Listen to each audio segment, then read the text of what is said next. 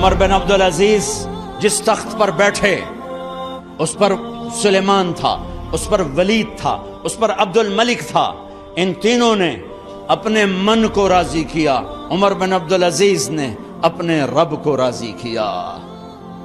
جب عمر بن عبدالعزیز کا وقت آیا مرنے کا تو انہوں نے بلایا رجا بن حیوہ سے، فرمایا کہ میں نے عبد الملک بن مروان چاچا بھی تھے سسر بھی تھے، ان کی بیٹی فاطمہ سے شادی ہوئی تھی.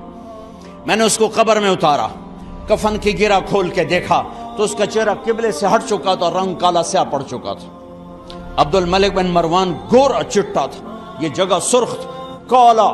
پھر میں نے ولید کو قبر میں اتارا، اس کا بیٹا 10 سال حکومت کی، اس نے 21 سال حکومت کی، اس نے 10 سال کی، ولید بن عبد الملک. میں نے اس کے کفن کی گرہ کو کھول کے دیکھا تو اس کا رنگ سیاہ ہو چکا تھا اور قبلہ کی طرف سے چہرہ پھر چکا تھا. پھر سلیمان کا واقعہ تو ابھی سنایا. پھر سلیمان کو قبر میں اتارا اور اس کے کفن کی گرہ کو کھول کے دیکھا تو اس کا چہرہ قبلے سے ہٹ چکا تھا. اب میں جا رہا ہوں، مجھے دیکھنا. پہلے تینوں نے حکومت کی پوجا کی اور عمر بن عبدالعزیز نے اپنے اللہ کی پوجا کی.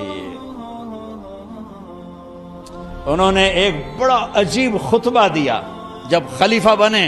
اے لوگو، بچپن میں شعر و شاعری کا شوق تھا تو میں شاعر بنا، تھوڑا سا اٹھان ہوئی تو علم کا شوق لگا، میں نے علم حاصل کیا. جوان ہوا تو فاطمہ بنت عبد الملک سے عشق ہوا، میں نے اس سے شادی کی. اب اللہ نے مجھے حکومت دے دی ہے، اب تم دیکھو کہ میں اس سے اپنے اللہ کو راضی کروں گا. ہمارے حکمران تو ووٹ سے آتے ہیں اور چلے جاتے ہیں 4-5 سال کے بعد، ان کی وراثت میں حکومت آ رہی ہے اور 3 بر اعظم پر حکومت ہے اور ایسا روب دبدبہ ہے بنو امیہ کا، کوئی ان کے سامنے سر نہیں اٹھا سکتا. اور یہ بندہ 2 سال 2 مہینے 3 بر اعظم میں زکوٰۃ لینے والا کوئی نہ بچا، 3 بر اعظم میں سوال کرنے والا کوئی نہ بچا، 3 بر اعظم میں ظالم کوئی نہ بچا، 3 بر اعظم میں مظلوم کوئی نہ بچا. لیکن خود کیسا رہا؟ گھر آئے، فاطمہ بڑے اچھے دن گزرے ہیں، اب امتحان ہے، میں تیرا حق نہیں ادا کر سکوں گا، طلاق لینی ہے میں حاضر ہوں، ساتھ دینا ہے تو میرے اپنے حق معاف کرو، اپنے حق معاف کرو. فاطمہ جیسی عورت انسانی تاریخ میں کوئی نہیں آئی سیاسی لحاظ سے. سیاسی دادا مروان بادشاہ، باپ عبد الملک بادشاہ، بھائی ولید بادشاہ، دوسرا بھائی سلیمان بادشاہ، تیسرا بھائی ہشام بادشاہ، چوتھا بھائی یزید بادشاہ اور اپنا خامند بادشاہ. 7 نسبتوں سے یہ عورت شہزادی ہے. کائنات انسانی تاریخ میں اتنی بڑی عورت کوئی نہیں آئی. سیاسی فاطمہ کہنے لگیں، عمر میں نے سکھ کے دن تیرے ساتھ گزارے ہیں، دکھ میں تجھے چھوڑ کے نہیں جاؤں گی، جاؤ میں نے اپنے سارے حق معاف کیے. پھر حضرت عمر بن عبدالعزیز کی راتیں اور دن کیسے گزرے؟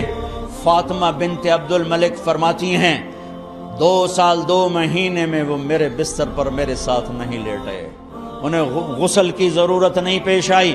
مصلے پہ بیٹھتے اور روتے وہیں سو جاتے اور روتے وہیں سے اٹھتے.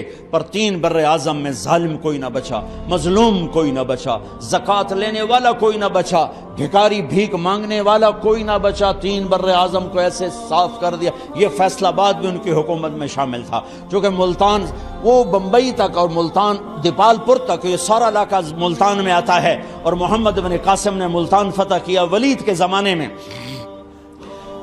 اپنی حکومت کو اللہ کی رضا کے لیے استعمال کیا. کیسے استعمال کیا؟ سارے مال فاطمہ کا سارا زیور بیت المال میں ڈال دیا. تنخواہ پہ آ گئے، عید کا موقع آیا، بچوں نے ماں سے کہا، 12 بچے تھے، بچیاں 12 بچے بچیاں، ہمیں کپڑے لے کر دو، عید آ رہی ہے، ہر آدمی اپنے بچوں کے لیے کپڑے لے رہا ہے. ہمارے بچے بھی کہہ رہے ہیں کپڑے لیں، جاؤ بھائی لو. فاطمہ کے پاس عمر 3 بر اعظم کے بادشاہ کے بچے آ رہے ہیں، ماں جی عید آ رہی، کپڑے تو لے دیں، ابا سے کہیں. کہ ابا سے بات کرتی ہوں. ابا تشریف لائے، خزانے لبالب بھرے ہوئے گندم کے ڈھیر کی طرح، کہ امیر المومنین بچے کپڑے مانگ رہے ہیں. فاطمہ میرے پاس تو پیسے نہیں، میں کہاں سے کپڑے لے کر دوں، میرے پاس تو پیسے کوئی نہیں.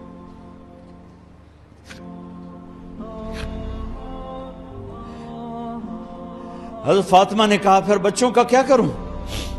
کہا پھر مجھے بھی نہیں پتا کیا کروں.